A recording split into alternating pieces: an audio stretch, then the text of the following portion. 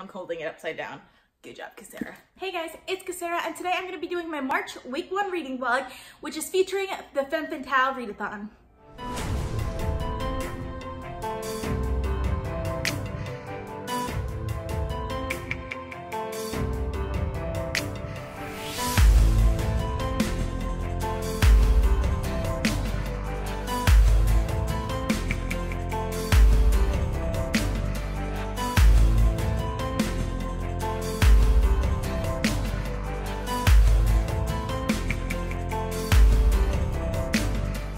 Monday, March 4th, the second day of FemFanTale, so reading fantasy books written by women.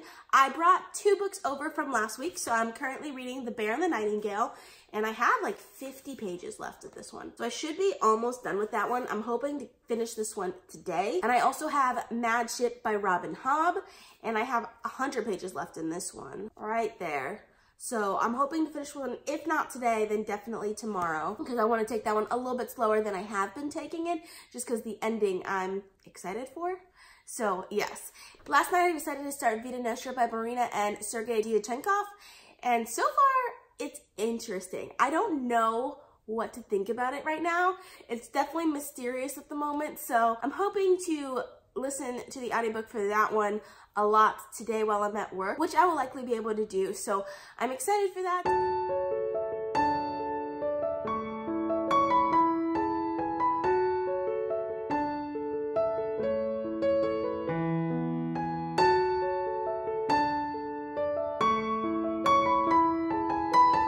So it's still Monday, and I've gotten through a pretty significant part of Vida Nostra by Marina and Sergei Dyachenkov. I'm enjoying it so far. I'm enjoying it. I don't know where this book is going. Like, I have absolutely no idea. It's definitely intriguing, definitely very different than anything I've ever read before. It's giving me, like, I like it because it has, like, these, like, kind of boarding school vibes, even though, like, it's more university than boarding school. But I don't know what's going on in the book because I have no idea where this book is going. So it's interesting, though. I'm enjoying it. It reminds me a little bit of The Magicians by Lev Grossman, if that makes sense. I don't know, but I like The Magicians, and I'm liking this one probably more than The Magicians, but I have no idea where it's going. I read a little bit of Mad Ship. I'm enjoying Mad Ship, but I'm gonna put that one down for now because I wanna finish The Bear and the Nightingale. I'm right here. I have this much left in it. I have a few hours, so I think I could finish The Bear and the Nightingale tonight.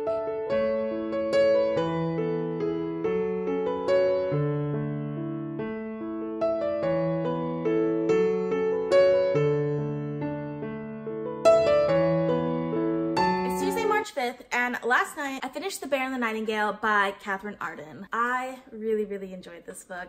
It is so beautifully written. I love the writing style in this book. I love the voice of this book.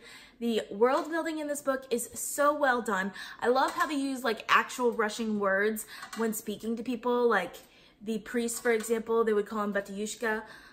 I think that's how you pronounce it. I don't know. I don't actually speak Russian, but like I understood what that meant, even though I don't speak Russian, because of the context and the way they use the words. So like, I didn't have to look up anything or anything like that. So it was like easy to read, but at the same time, it like draws you into this atmosphere and world that I absolutely love. So this book starts out as a very slow burn at the beginning, but the ending moves really quickly. It was so well done. I really enjoyed it. I ended up giving it 5 stars. So after I finished The Bear and the Nightingale, I still had quite a bit of time before I had to go to sleep. So I decided to start City of Brass by S.A. Chakrabarti. I was being a little lazy, so I decided after I'd read like a couple of pages, I decided I wanted to try like just reading and listening onto the audiobook at the same time. Immediately, I felt like that was a mistake. And the reason why is it's because the audiobook just didn't match the book for me, because the book is a historical fantasy set in 18th century Cairo. So it's a Middle Eastern historical fantasy. And the audiobook has an American accent to it. The audiobook actually reminded me a lot of the audiobook for The Kiss Quotient. It had a similar like style to it. I only listened to it for less than 30 seconds, by the way, because it just annoyed me that much because it just didn't put me in this headspace. The Kiss Quotient is a contemporary romance that's set in North America. And this is a historical fantasy set in the Middle East. So obviously those two things don't go together. The audiobook just didn't work for me because of that. I still have the audiobook just in case like I decide to use it when I'm like really into the plot of this book and I don't care anymore about being like immersed in the story. Other than that though, this does seem very interesting. I've only read the first chapter, so I don't know very much about it. I'm excited to see where this one goes. I also got a little bit of Vita Nostra done this morning, and it is getting very interesting right now. I don't know where, I still don't know where this book is going. I still don't know. But it is definitely intriguing, like really, really intriguing. So it's Tuesday, March 5th. I am about 9 pages away from finishing Mad Ship, so I will definitely be finishing that one today. Earlier today, I finished Vita Nostra by Marina and Sergei Dyachenkov. I love this book. It was so good. It kind of messes with your mind a little bit, like you don't really know what's real and what's not real, what's supposed to be real. Like, it just plays with the laws of physics in a very interesting way. I definitely really enjoyed it. I ended up giving it 5 stars. So yes, I'm having a really great reading month so far. I think we're up to 5 5-star books. 5? Yeah, that's a lot. And Mad Ship is gonna be done tonight also, which will be the 6th 5-star book. So yes, really great reading month so far. So hopefully it continues because I'm so excited for this week.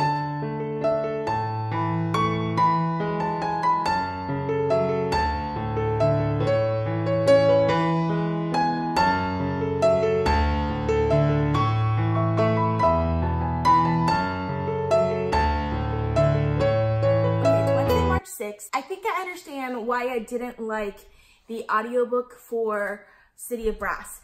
I don't think it had that much to do with the narrator. It's partially the narrator. I don't like the fact that the narrator uses an American accent for pretty much the whole thing. I mean, I didn't listen to very much, like maybe a minute of it. So maybe they changed their accent later on, but that would be kind of weird for an audiobook. Usually they keep the same tone throughout the entire book. But what really I think annoys me is the writing style. And writing style is a lot more obvious in an audiobook than in a physical book. And the writing style is annoying me so much in the physical book. I'm actually struggling with City of Brass quite a bit because of the writing style. So for example, I opened it to read this morning, and the line that jumped out at me was, "The Jinn, no, the Deva," she corrected herself. "Dara had a tendency to fly into a rage when she called him a Jinn," sat beside her. This annoyed me because we already know this information. We know that he's called the Deva, which is really supposed to be a Jinn, and we know he doesn't like being called a Jinn. Like, this is obvious. So I didn't see the point of including it again in the narrative, and it's done through the internal monologue, which I just hate so much. I really don't like internal monologues, especially when it gives us information that we already know. Like, if it gives us new information, then I'm fine with having a character with an internal monologue. If it gives us information that we already know, that something has already been described, or there's already been a scene depicting whatever like the internal monologue is talking about, then I don't care what the character thinks. I just want to move on with the story. I don't know how much I'm gonna like this book just because the writing style is annoying the crap out of me. Story-wise, I like it. Story-wise, so far, it's really good, but writing-wise, I'm struggling just a little bit. So I did, for a little while, pick up the Queens of Innisleer last night, but I was having similar problems with the Queens of Innisleer as I'm having with City of Brass, and I really don't want to fall into a reading slump because of, like, writing, because the stories are still really good, but I didn't want to fall into a reading slump because of the writing, so I decided to pick up a different audiobook. I went with The Girl in the Tower. The reason why I decided to pick up The Girl in the Tower on audio is because it was available at my library. The other audiobook that I had planned for this week is Girls Made of Snow and Glass by Melissa Bachardos, and I have not gotten it yet. 2 weeks ago, my library said I would get it in 2 weeks. It's been 2 weeks and I haven't gotten it yet, so I'm hoping that one will show up today because that was exactly 2 weeks ago that I placed the hold.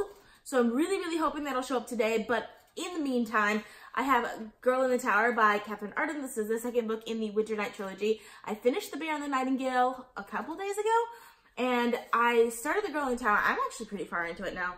I'm that far into it, and I enjoy it right now. Mind you, I'm listening to the audiobook for this one, so I'll go through this one a little bit faster. I expect to finish this one today just because it's a pretty short book. Like, it's 300 something pages.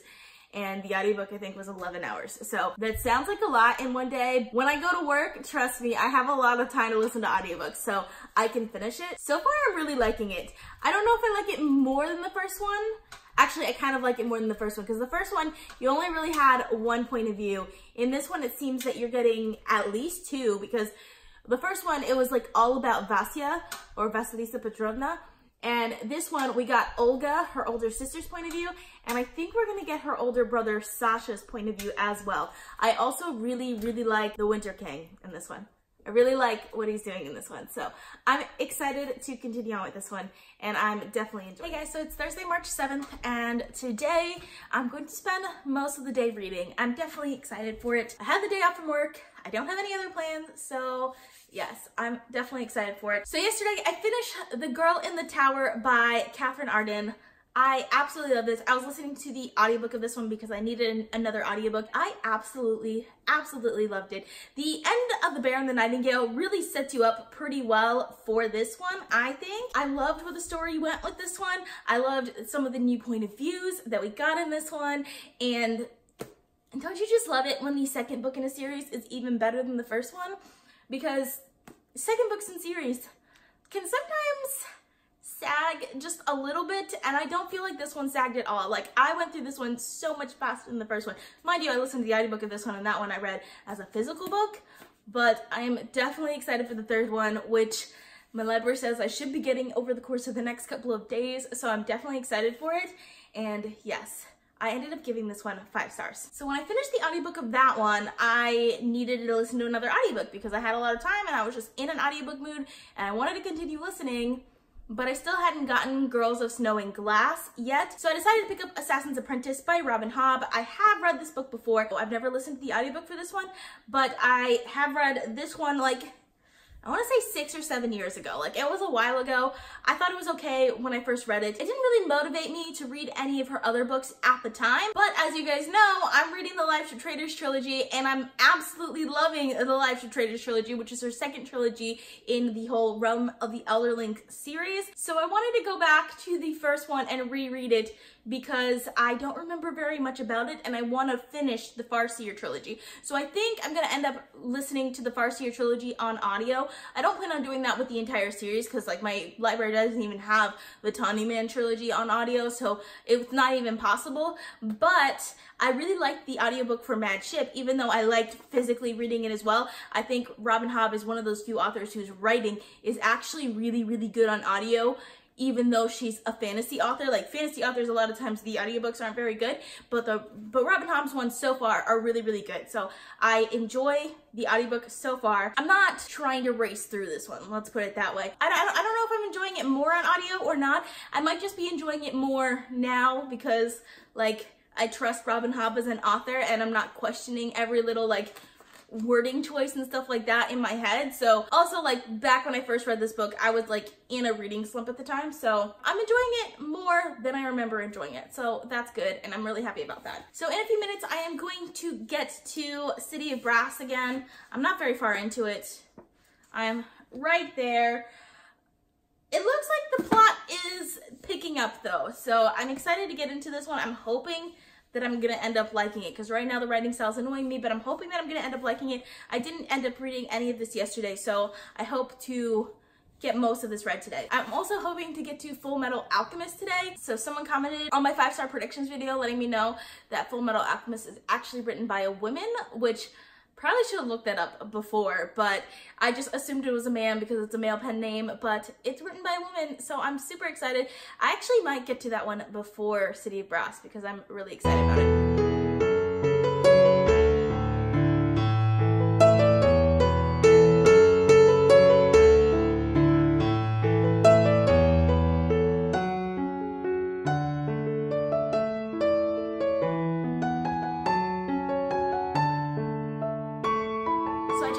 First volume of Full Metal Alchemist by Harumo Arakawa. This is a book I could get lost in.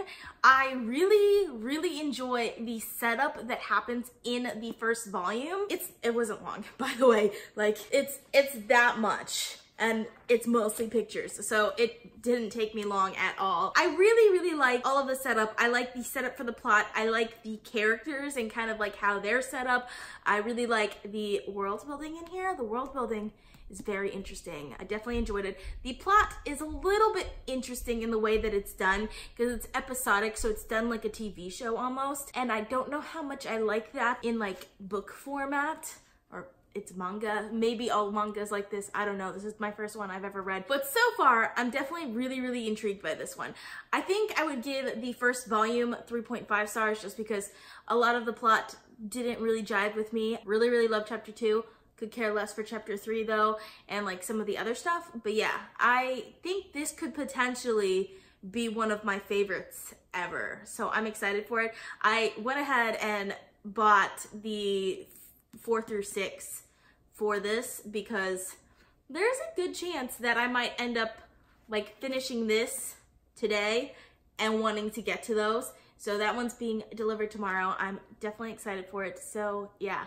I'm really happy with how much I like this. So I made some progress with City of Brass. This one is frustrating to me right now. It's frustrating because I like the world building. I think it is a beautifully built world.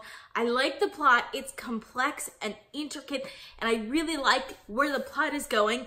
And I really like these characters. I like the development of these characters. I think I like where the character development is going. Like I can see where it's going, and I like where it's going, and I like the idea of this story. So I should like everything about the story, right? Except I don't. I really have problems with the writing, and it's not bad writing. It's not bad writing at all, but I'm having such difficulty with the way the information is portrayed and the order in which it's portrayed. And I find that this can be difficult sometimes in fantasy books because there's a lot of world building information that you have to throw out at the readers, and finding the best places to put them is important. But for example, in this one, there are like different tribes of Deva. Deva are the fire elementals, but there are different tribes of them. And one of them is named Deva, which is the name for all of the Deva, right? But that's not told to us right away. So when we hear the name Deva, we assume it's talking about all of them and that they're not one of the specific tribes. So early on in the novel, someone refers to Deva the tribe, not the whole thing, but the specific tribe, in a way that wouldn't make sense for all of the Deva. So it kind of sounds like the book is contradicting itself. Like it doesn't make sense to refer to all of the Deva in the way that it refers to that one single tribe. I thought the information was, it was giving us conflicting information, like it didn't make sense. So like I did all my research, I went to the back of the book, looked up like the different definitions that are in the back of the book, I looked at the map and all of the different things, and I figured it out. I was like, oh, that makes sense. It's just the one, it's talking about specifically this one tribe that is named after the whole. Like I figured that out. It took me like 10 minutes to figure that out and a lot of brain power, and it took me out of the story completely during that section because I don't like the information conflicting like that, so I had to figure it out so that I can move on and not be annoyed with the writer even more for giving us conflicting information. And then literally the next chapter, it tells us, oh, this tribe was named after the whole thing.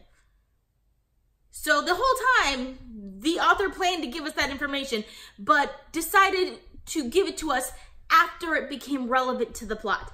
They could have easily just switched those two chapters, and because they're in different points of views, different plot lines, it wouldn't have made any difference to the narrative, and we would have gotten that information before it actually became relevant to the plot, so it would have never taken me out of the story that way. If that makes sense. Yeah. It's just, I'm frustrated with the way information is being portrayed right now in this book. And I feel like I've seen people mention this about this book specifically, saying, but most of them are like, oh, I'm not a fan of high fantasy, and that's why I had trouble with the world building aspect of it. But I don't think it's them. I don't think it's those readers. I think it's the way the book is written. I am a fan of high fantasy. I love high fantasy, and I'm not bothered by world building and length, and all of that doesn't bother me. So I think it's the way the book is written, and it's annoying the crap out of me. So I think I'm gonna take a step back from it right now, just because I'm so frustrated with it. Even though, like, it's a great plot, it's good characters, the world building is actually really good, I just don't like the way all of that is portrayed. Yeah, so yes. I think I'm gonna start a new book because I want something that's a little easier for me right now. So I think I'm gonna go ahead and pick up Crown of Feathers by Nikki Paparetto. This wasn't on my FemFanTale TBR, but it is on my March TBR, and it's a fantasy book written by a woman, so it actually fits the criteria. So I want something that is hopefully easy and fast-paced to read, because City of Brass, while it is somewhat fast-paced, it's not that easy to read because of the reasons I just told you. I want something that's easy, and this is YA, so I'm hoping that it's easy. Usually YA is easier to read than adult, so I'm thinking that this is gonna be easy, and I'm hoping that I like it, because I'm pretty excited for this one, because phoenixes. Yes, phoenixes. I'm gonna try this one, and I will talk to you guys later.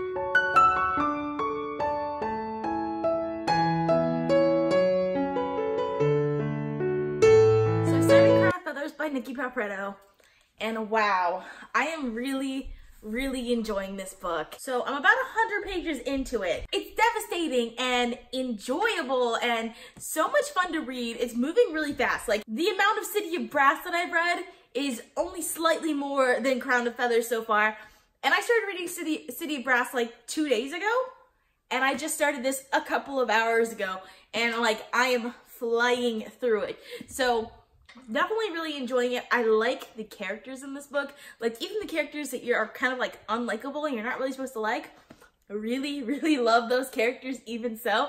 I can kind of see where the plot is going, and I'm just like so excited for it to get there. Like, this might be a 5-star book. I wish I had put it on my 5-star predictions list, because this might end up being a 5-star book. It depends on how it goes. But so far, I'm really liking it. It's very well written, and so enjoyable. Definitely what I was looking for.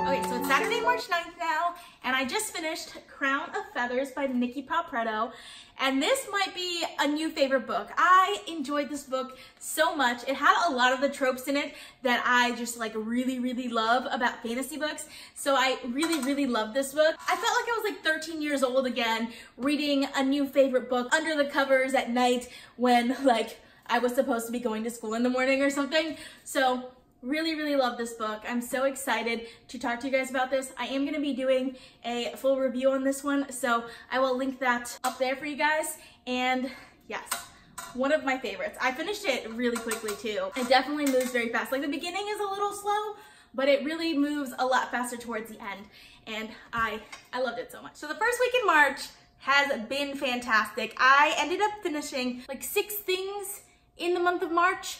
5 books and 1 volume of a manga. These are all the books that I managed to finish this week in March, and it's so much I can't even hold it in one hand right now. So first, I finished the first 2 novels in the Winter Night trilogy, which is The Bear and the Nightingale and The Girl in the Tower by Catherine Arden. I absolutely love these books. They're very atmospheric fantasy, but The Girl in the Tower, at the end of The Bear and the Nightingale and The Girl in the Tower, the plot actually kind of catches up with that world building and all of that, and it was just so beautifully written. I really enjoyed this, and I'm super excited to read the next one in this series. Then I finished Mad Ship by Robin Hobb.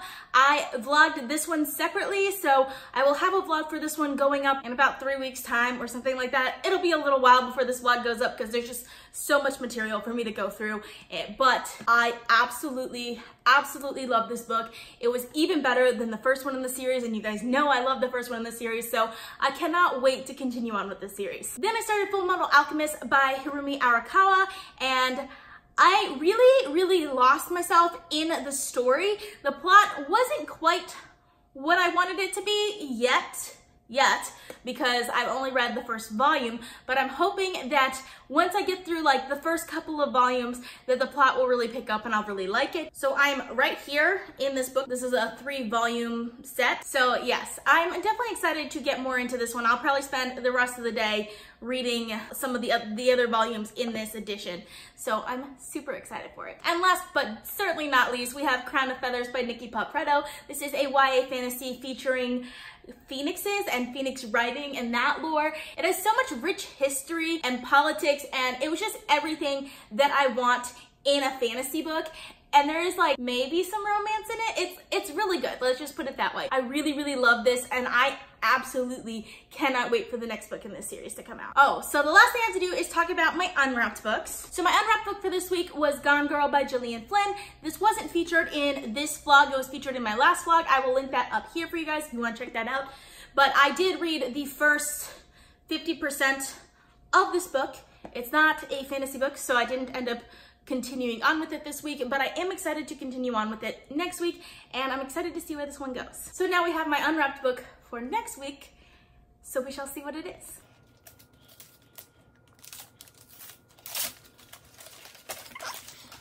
So this is The Graveyard Book by Neil Gaiman. Neil Gaiman is an author that I don't know if I like yet. I really want to like Neil Gaiman. I've heard so many good things about him, but I don't know. And this is one of his, I think it's a middle grade book. Yeah, I think this is a middle grade book, and I like middle grade a lot. Sometimes I like middle grade more than YA or adult, so I'm hoping that I'll end up liking this one. I'm actually kind of really excited for this one because I'm reading a lot of middle grade next week, so this should fit right in. So that's all I have for you guys today. I hope you guys enjoyed watching. Let me know down in the comments if you've read any of the books that I featured in this video, if you liked them and what you thought of them, or if you plan on reading any of these books.